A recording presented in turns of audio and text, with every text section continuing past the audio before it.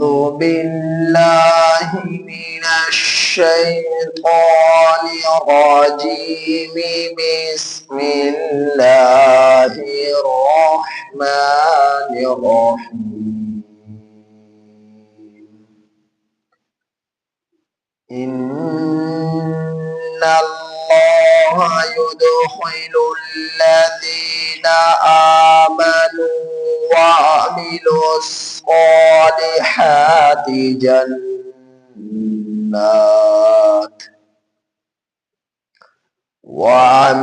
الصالحات جنات تجري من تحتها الأنهار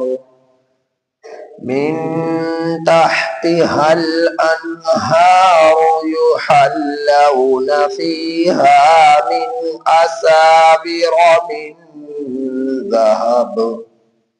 من ذهب ولؤلؤا ولباسهم فيها حرير وهدوا إلى الطيب من القول وهدوا إلى صراط الحميد.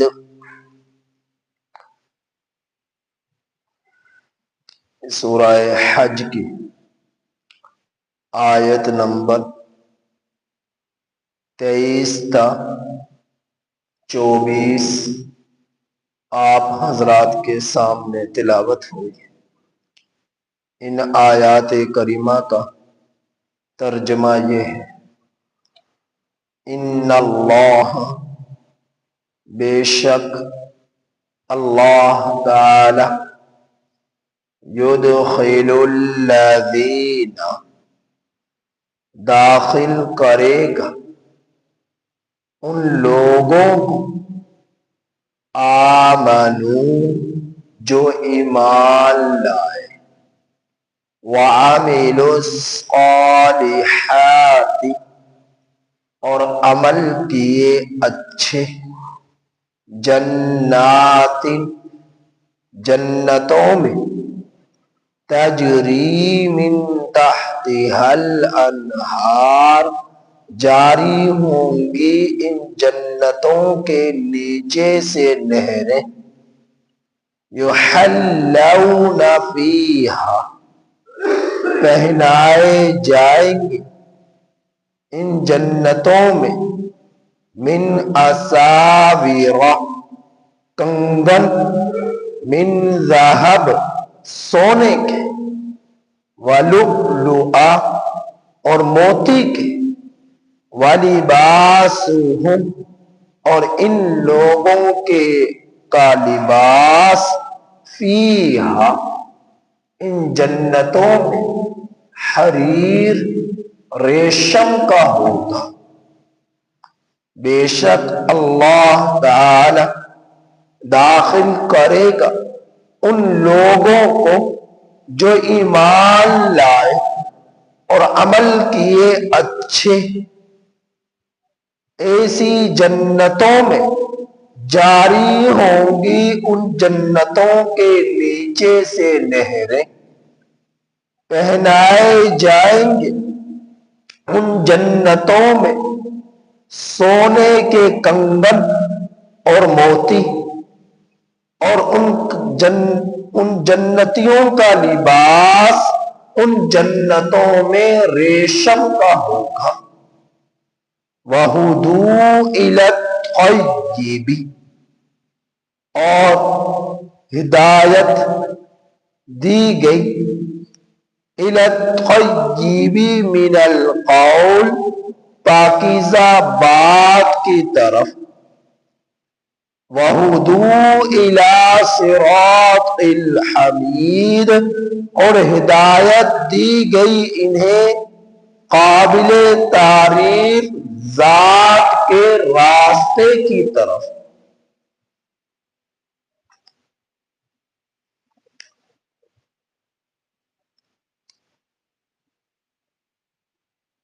ان آیات کریمہ میں میرے رب نے اہل جنت کی کو دی جانے والی نعمتوں کا تذکرہ فرمایا۔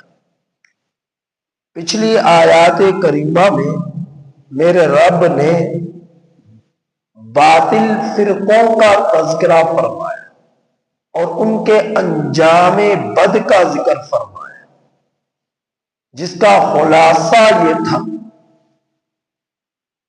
کہ یہ 5 فرقے اہل عرب میں نبی کریم صلی اللہ علیہ وسلم کے زمانے میں موجود تھے۔ ایک فرقہ یہودیوں کا، دوسرا صابی کا، تیسرا نصرانیوں کا، چوتھا مجوسیوں کا، پانچواں مشرکوں کا۔ یہودی حضرت موسیٰ علیہ السلام کی قوم بنی اسرائیل، نصرانی حضرت عیسیٰ علیہ السلام کی قوم عیسائی، صابی ستارہ پرست جو کہ اگرچہ نماز روزوں پر ایمان رکھتے تھے، اور یہ لوگ ستاروں کی، اللہ کی ذات کے ساتھ ساتھ ستاروں کی بھی پرستش کرتے تھے اور زبور پر ایمان رکھنے والے تھے، لیکن زبور کی تعلیمات پر عمل نہ کیا۔ حضرت داؤد علیہ السلام کے پیروکار تھے۔ اور چوتھا فرقہ مجوسی جو آگ کی پوجا کیا کرتے تھے۔ پانچواں فرقہ مشرکین جو اللہ کی ذات صفات افعال میں شریک ٹھہراتے تھے، اللہ کو اللہ مانتے تھے، لیکن اس کے ساتھ ساتھ غیر کو بھی اللہ کے ساتھ شریک کرتے تھے۔ اور میں نے مشرکوں کے بارے میں بتلایا کہ یہ مشرکین حضرت ابراہیم اسماعیل علیہ السلام کی تعلیمات پر عمل کرنے والے تھے، لیکن نبی کریم صلی اللہ علیہ وسلم کی بعثت تقریباً 250 سال پہلے عمر بن لوحی بن قمع جو کہ بنو خزاعہ قبیلے سے تھا، اس نے شرک کی بنیاد عرب کی سرزمین پر ڈالی اور لوگوں نے اس کی اتباع کی اور اس کے نقش قدم پر چلے، یہاں تک کہ عرب کی سرزمین پر شرک بڑھتا چلا گیا۔ میرے اللہ نے ایسے لوگوں کے بارے میں فرمایا، کل قیامت کے دن جو اللہ کو چھوڑ کر غیر کی عبادت کرتے رہے، جو اللہ کے نبیوں کی تعلیمات پر عمل نہ کرتے رہے، ایسے لوگوں کا انجام نہایت ہی بھیانک ہوگا۔ کیا ہوگا؟ فرمایا کہ آگ کا لباس کاٹ کاٹ کر ان کو پہنایا جائے گا اور ان کے سروں پر کھولتا ہوا پانی ڈالا جائے گا، اور جس پانی کے گرنے سے ان کے پیٹوں میں جو کچھ ہوگا سب پاخانے کے راستے سے نکل جائے گا، اور ان کی کھال ان کے جسم سے سر سے لے کر پاؤں تک اتر جائے گی، صرف گوشت اور بوٹی وہ رہ جائے گی۔ اور فرمایا کہ ان پر فرشتوں کے بہت بھاری بھاری ہتھوڑے ان کے سروں پر پڑیں گے اور جہنم کی گہرائیوں میں یہ گر جائیں گے۔ یہ میرے رب نے نہایت ہی بھیانک سزا کا ذکر ان باطل فرقوں کے بارے میں فرمایا، نافرمانوں کے بارے میں بتلایا۔ تو فرمایا میرے رب نے ان آیات کریمہ میں اہل جہنم کے تذکرے کے بعد اہل جنت کا تذکرہ فرمایا، جنت کا تذکرہ فرمایا، کیونکہ دو ہی جگہ ہے مرنے کے بعد، یا پھر جنت ہے یا پھر جہنم ہے۔ جنت میں وہ لوگ جائیں گے جو دنیا میں اپنے رب کو راضی کرتے رہے، اپنے آپ کو دین کی خاطر کھپاتے رہے، مرتے رہے، نیک عمل کرتے رہے، شیطانی کاموں سے بچتے رہے، آخرت کی فکر کرتے رہے، یہاں تک کہ نبی کی تعلیمات کو اپنی زندگی میں پرو دیا اور اس کے مطابق زندگی بسر کرتے رہے، اور اسی حالت میں موت آ گئی۔ تو ایسے لوگوں کو میرے رب نے جنت میں داخل کرنا ہے۔ اور ایسے لوگ جو شیطانی کام کرتے رہے، شیطانی نقش قدم پر چلتے رہے، شیطان رب کا دشمن، شیطان انسانیت کا دشمن، تو جس نے شیطان کا دوست بنا لیا اس نے رحمان سے دوستی کو توڑ ڈالا۔ تو ایسے لوگوں کا ٹھکانہ میرے رب نے جہنم کو قرار دیا ہے۔ تو دو ہی جگہ ہیں مرنے کے بعد، یا تو پھر جنت ہے یا پھر جہنم ہے، اور ان کی طرف جنت میں جانے والے اعمال کریں گے انسان تو جنت میں جائیں گے، اور جہنم والے کام کریں گے انسان تو جہنم میں جائیں گے۔ دنیا میں آئے تو اس کا وقت بہت تھوڑا ہے، 60 70 سال، 100 سال، 150 سال، اس کے بعد یہ ختم ہے۔ لیکن جنت میں جانے کے بعد کبھی کوئی انسان جنت سے نہیں نکلے گا۔ جہنم میں جانے کے بعد کبھی کوئی انسان جس نے دنیا میں ایمان کو قبول نہ کیا اور کفر پر موت آئی، کبھی بھی انہیں جہنم سے نہیں نکالا جائے گا، چاہے کتنا ہی اچھے عمل دنیا میں کرتا رہا۔ بہت سارے ہیں جو غیر مسلم بہت بڑے بڑے کارنامے ہیں، بڑے بڑے فلاحی کام کرتے رہے ہیں، لیکن آخرت میں ایسا ہو جائے کہ ان کے ان اچھے کاموں کی بنا پر، فلاحی کاموں کی بنا پر اللہ جہنم میں نہ بھیجے، ایسا نہیں ہوگا۔ میرا رب نے قرآن میں یہ واضح طور پر بتلا دیا کہ مشرک کبھی جنت میں جا ہی نہیں سکتا۔ تو ان آیات کریمہ میں سجدہ تلاوت بھی آیا تھا، آیت سجدہ بھی آئی تھی، اور جب آیت سجدہ آتی ہے تو تلاوت کرنے والے پر بھی سجدہ واجب ہو جاتا ہے، اور سننے والوں پر بھی سجدہ واجب ہو جاتا ہے جس نے آیت کریمہ کی تلاوت کو سنا۔ کل قرآن کریم میں 14 آیت سجدہ ہے، اور جہاں کہیں بھی آیت سجدہ آئے تو سننے والا آیت کو سنے گا تو اس پر بھی واجب ہے سجدہ، اور پڑھنے والا، تلاوت کرنے والا جو آیت کی تلاوت کر رہا اس پر بھی واجب ہے سجدہ۔ اور سجدے کے احکامات میں سے یہ ہے، مسائل میں سے یہ ہے کہ سجدے میں ناک اور پیشانی دونوں کا لگنا ضروری ہے۔ اگر ناک زمین پر نہ لگی، صرف پیشانی ہی لگائی رکھی تو سجدہ ادھورا رہا، اور اگر ناک لگائی پیشانی نہ لگائی تب بھی سجدہ ادھورا رہا۔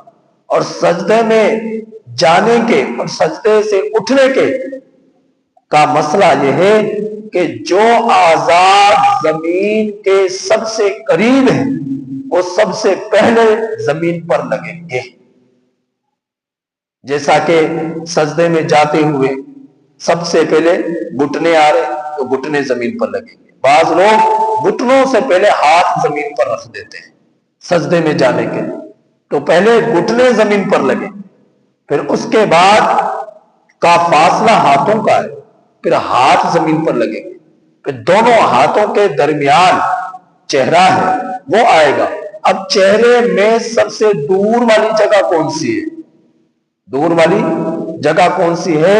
تو آپ کو نظر آئے گی ہاتھوں کے بعد تو ناک ہے، ناک کے بعد سر ہے، تو ناک پہلے زمین پر پھر پیشانی زمین پر۔ یہ ہے سجدے کا طریقہ۔ مردوں کے لیے ان کے جو ہے رانے ان کے پہلوؤں سے جدا ہو، پیٹوں سے جدا ہو، اس حالت میں سجدہ، اور پاؤں کی انگلیوں کا رخ پوری طرح قبلے کی سمت ہو، مردوں کے لیے بھی اور عورتوں کے لیے بھی۔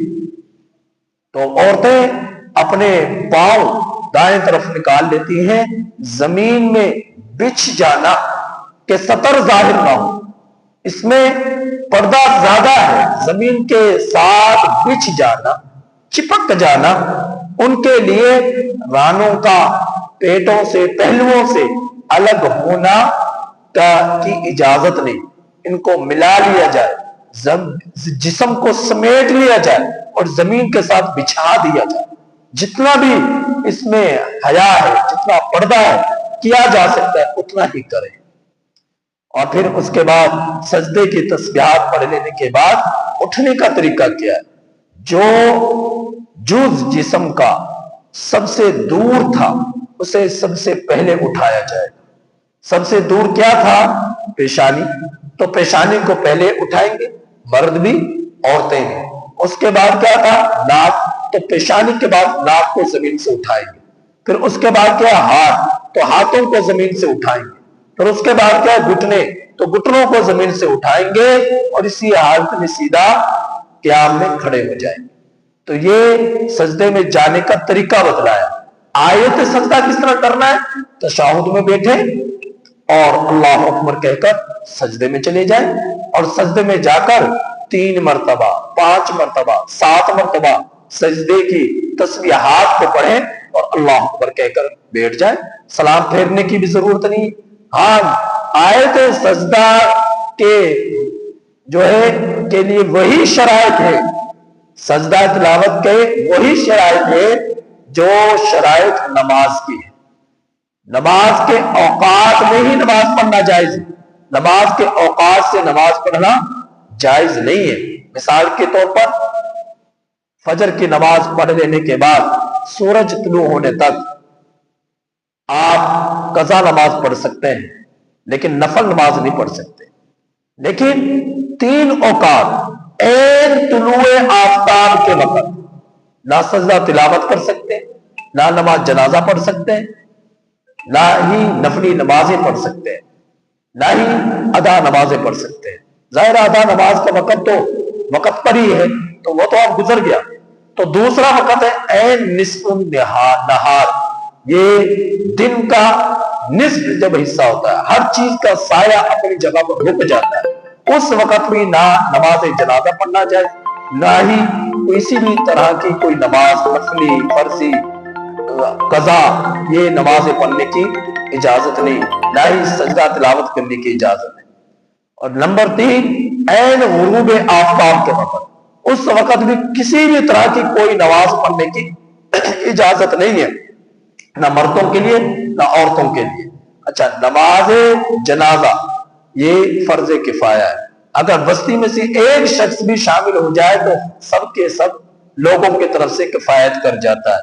لیکن اگر لوگ ان عبادتوں میں، ان نیکیوں میں شامل ہوں تو ثواب بہت زیادہ ہے، ثواب بہت زیادہ ہے۔ کسی کے غم میں شریک ہونا اور میت کے پیچھے مردوں کا چل کر جانا، یہاں تک کہ قبرستان میں قبر میں اتارنا، 2 قرات میرے نبی نے فرمایا اس کو اجر ملے گا، 1 قرات کا ثواب بہت پہاڑ کے برابر ہے۔ تو نماز جنازہ، سجدہ تلاوت، ان 3 اوقات کے علاوہ فجر کی نماز کے بعد طلوع آفتاب سے پہلے کرنا چاہیں تو کر سکتے ہیں، قضا نمازیں پڑھنا چاہیں تو پڑھ سکتے ہیں۔ اسی طرح پر عصر کی نماز کے بعد غروب آفتاب سے پہلے نماز جنازہ پڑھنا چاہیں پڑھ سکتے ہیں۔ آیت سجدے کی بنا پر سجدہ تلاوت کرنا چاہیں تو کر سکتے ہیں۔ تو جس طرح نمازوں میں جسم کا پاک ہونا، لباس کا پاک ہونا، جگہ کا پاک ہونا اور باوضو ہونا یہ شرط ہے، اسی طرح پر آیت سجدہ کی بنا پر سجدہ تلاوت کرنا، یہ بھی اس کے لیے بھی یہی شرائط ہے۔ وقت نماز کے وقت کا ہونا، یعنی ان 3 اوقات میں سے ہٹ کر فجر کی نماز کے بعد بھی کر سکتے ہیں، قضا نمازیں بھی پڑھ سکتے ہیں سورج طلوع ہونے سے پہلے، لیکن نفل نماز نہیں پڑھ سکتے، آیت سجدہ بھی کر سکتے ہیں۔ تو جب آپ سجدہ تلاوت کر رہے ہیں تو باوضو ہونا ضروری ہے، لباس کا پاک ہونا ضروری ہے، جگہ کا پاک ہونا ضروری ہے، قبلے کی طرف سمت کا ہونا ضروری ہے۔ تو آیت سجدہ جو بھی سنے گا اس پر آیت سجدہ سننے کی بنا پر 1 مرتبہ سجدہ کرنا واجب ہو جاتا ہے، اگر وہ نہیں کرتا تو گناہگار ہوگا، سننے والے پر بھی اور تلاوت کرنے والے پر بھی۔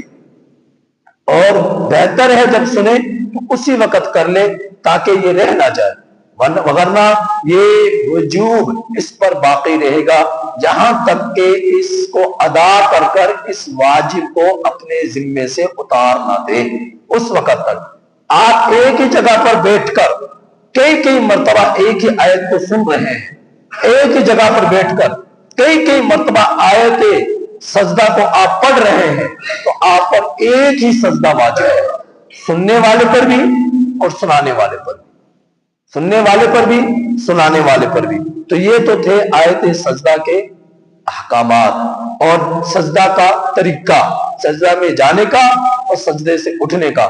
تو کل کے سبق میں آیت سجدہ آئی تھی اور میں نے کل ذکر کیا تھا کہ جن جن لوگوں نے اس آیت کو سنا ہے تو وہ اس کی سننے کی بنا پر ان سب پر سجدہ تلاوت واجب ہو گیا ہے۔ اب چاہیے کہ وہ سجدہ کرے، مرد ہیں یا عورتیں ہیں۔ تو ان آج کے سبق میں میرے رب نے اہل جنت کا تذکرہ فرمایا ان اللہ یدخل الذین، بے شک جو اللہ کو راضی کرتے رہے، اللہ پر ایمان لائے، نبی کے طریقے کے مطابق زندگی بسر کرتے رہے، کفر سے دور رہے، شرک سے دور رہے، آخرت کی فکر کرتے رہے، عقائد ان کے درست رہے، بدعات خرافات گمراہی سے وہ بچتے رہے، تو فرمائے ایسے لوگوں کو میرا رب داخل کرے گا جو ایمان لائے، وعملوا الصالحات، اور اچھے عمل کیے۔ ایمان کے بغیر عمل ادھورا، عمل کے بغیر ایمان ادھورا۔ تو ایمان لانے کے بعد اعمال زندگی میں کر لانا یہ انتہائی ضروری ہے۔ اعمال کے بغیر ایمان ادھورا ہے اور ایمان کے بغیر اعمال نامکمل ہے۔ تو ایمان کے ساتھ ساتھ زندگی میں نیک عمل کرنا بھی ضروری ہے۔ اچھے عمل کیا ہے؟ آپ ہمیشہ سچ بولیں۔ اچھے عمل کیا ہے؟ اپنے ظاہر اور باطن کو پاک صاف ہر طرح کے غلاظتوں سے رکھیں۔ ظاہر کی پاکیزگی کیا ہے؟ آپ باوضو رہنے کی کوشش کریں، نجاست سے اپنے آپ کو پاک رکھیں۔ باطن کی غلاظت کیا ہے؟ آپ کے عقائد درست ہوں، اللہ کے ذات صفات افعال میں کسی دوسرے کی شرکت نہ ہو، اور اللہ کی محبت ہو، نبی کی اتباع کے جذبات ہوں، اور آپ کے من میں ایمان ہو۔ ایمان کیا ہے؟ اللہ پر ایمان، اللہ کے رسولوں پر ایمان، اللہ کے فرشتوں پر ایمان، اللہ کے تمام احکامات پر ایمان، اللہ کے تمام نبیوں پر ایمان، اور آخری نبی محمد مصطفیٰ صلی اللہ علیہ وسلم کی نبوت کو آخری نبی ہونے پر ایمان کہ آپ کے بعد نبوت کا سلسلہ ختم ہو چکا ہے اور آپ آخری نبی تھے، آپ کے بعد کوئی اور نبی نہیں ہوں گے، اور آپ کی نبوت قیامت تک کے لیے، آپ کی نبوت قیامت تک کے لیے۔ تو یوں ہم نہیں کہیں گے کہ آپ آخری نبی تھے، ہم یوں کہیں گے آپ آخری نبی ہیں اور قیامت تک رہیں گے، آپ کے بعد کوئی اور نبی نہیں آئے گا۔ اس بات پر ایمان۔ قرآن کے کسی بھی حکم کا انکار کرنا انسان کو دائرہ کفر میں داخل کر دیتا ہے، حدیث کے کسی بھی حکم کا انکار کرنا اور انسان کو دائرہ کفر میں داخل کر دیتا ہے، اور دین اسلام کے کسی بھی حکم کا مذاق اڑانا انسان کو دائرہ کفر میں داخل کر دیتا ہے۔ اللہ جل جلالہ کے حلال کردہ چیزوں میں سے کسی بھی چیز کو حرام سمجھنا کہ یہ تو حرام ہے، حلال نہیں ہے، جان بوجھ کر، تو انسان کو دائرہ کفر میں داخل کر دیتا ہے۔ کسی بھی حرام کردہ چیز کو حلال سمجھنا کہ یہ تو حلال ہے، حرام نہیں ہے، جان بوجھ کر، تو ایسا شخص دائرہ کفر میں داخل ہو جاتا ہے۔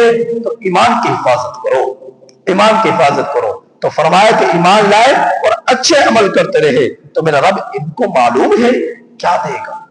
فرمایا جنات تجری من تحتها الانہار، ایسے باغات، ایسی جنتیں ہوں جن کے نیچے سے نہریں جاری ہوں، شراب کی نہر، دودھ کی نہر اور شہد کی نہر، صاف شفاف پانی کی نہر اللہ پاک ان محلات کے اور جنتوں کے نیچے سے جاری کرے گا۔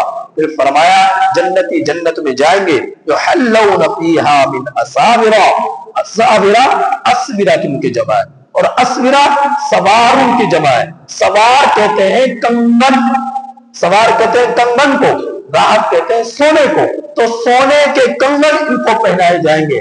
آج دنیا کے اندر سونے کے کنگن اور ریشم کا کپڑا مردوں کے لیے حرام ہے، عورتوں کے لیے حلال ہے۔ ریشم کا کپڑا اور سونے کے کنگن مردوں کے لیے حرام، عورتوں کے لیے حلال، لیکن کل قیامت کے دن میرا رب ان مردوں کو سونے کے کنگن پہنائے گا۔ وہاں کوئی حلال حرام نہیں، وہاں ہر چیز کی میرا رب اجازت دے گا، جو چاہو کرو، جو چاہو کھاؤ، جس طرح چاہو رہو، وہاں کوئی روک ٹوک کرنے والا نہیں ہوگا۔ اللہ پاک آزادی وہاں دے گا۔ دنیا میں آزادی نہیں ہے، جنت میں آزادی ہے۔ آج دنیا میں اپنے آپ کو پابندی کے ساتھ رب کی غلامی میں لا کر، نبی کی غلامی میں لا کر زندگی کو جو چند سالوں کی ہے گزار لے، آخرت میں اللہ آزادی دے دے گا، پابندیاں ختم کر دے گا۔ جو چاہو کھاؤ، جو چاہو پہنو، جس طرح چاہو رہو، جو چاہو بولو، جو چاہو دیکھو، جو چاہو سنو، اللہ پاک تمہیں منع نہیں کرے گا، آزادی ہوگی۔ تو فرمایا کہ مردوں کے لیے دنیا کے اندر سونا اور ریشم کے حرام، عورتوں کے لیے حلال۔ کل قیامت کے دن میرا رب ان کو سونا بھی حلال کر دے گا، چاندی بھی حلال کر دے گا، ریشم بھی حلال کر دے گا، اور ہر چیز کی اجازت ہوگی، اور ان کی زینت کو، ان کے حسن کو، ان چیزوں کو پہنا کر میرا رب ان نعمتوں میں اضافہ کر دے گا۔ نبی کریم صلی اللہ علیہ وسلم جب ہجرت فرما کر مکہ المدینہ جا رہے تھے تو آپ صلی اللہ علیہ وسلم کے تعاقب میں سراقہ ابن مالک نکلا 200 اونٹوں کے لالچ میں۔ عرب کے مشرکین نے یہ جو ہے ان کو انعام کی پیشکشیں کر دی کہ جو آپ صلی اللہ علیہ وسلم کو اور سیدنا ابوبکر صدیق رضی اللہ عنہ کو گرفتار کر لائے گا، اسے 200 اونٹ جو ہے انعام میں ملیں گے۔ اب 200 اونٹوں کے انعام کے لالچ میں سراقہ ابن مالک نبی کریم صلی اللہ علیہ وسلم کے تعاقب میں نکلا۔